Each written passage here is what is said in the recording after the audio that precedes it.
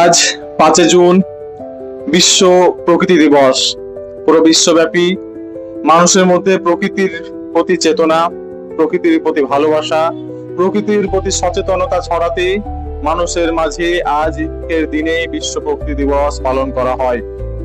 আর এই দিবস উপলক্ষে আপনাদের সামনে আমার নিজের লেখা একটি কবিতা শোনাতে চাই। কবিতাটির নাম প্রকৃতিমা। 2025 সালে নবাব দর্পণ সাহিত্য পত্রিকায় প্রথম প্রকাশিত হয়েছিল আমার এই কবিতাটি। কবিতাটি হলো, প্রকৃতি আমার মায়ের সমান, দেয় খাদ্য ছায়া, তাই আমি তোমার মাগো, ছাড়তে পারি না মায়া। আমরা মানুষ বেঁচে আছি, অক্সিজেনের অভাব নাই, কিন্তু চিরকালই কি এভাবেই আমরা পাবো সাপ্লাই?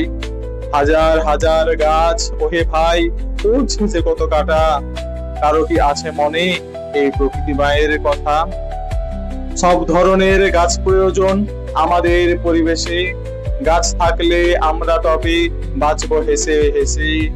গাছ লাগান বাঁচান প্রাণ, কত স্লোগান, গাছ লাগানো কর্তব্য মোর, আমার সম্মান।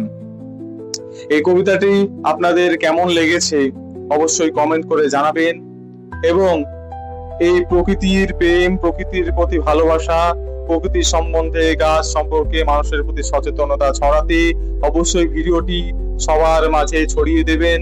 সবার মাঝে ছড়িয়ে দিয়ে মানুষকে জানিয়ে দিন যে প্রকৃতিকে ভালোবাসো। প্রকৃতি আমাদেরকে মায়ের মতন আগলে রেখেছে, প্রকৃতি আমাদেরকে চারিদিক দিয়ে ঘিরে রেখেছে, আমরা কিন্তু সব কিছু প্রকৃতি থেকেই পাই। তাই প্রকৃতির প্রতি ভালোবাসা আমাদের একান্তই দরকার।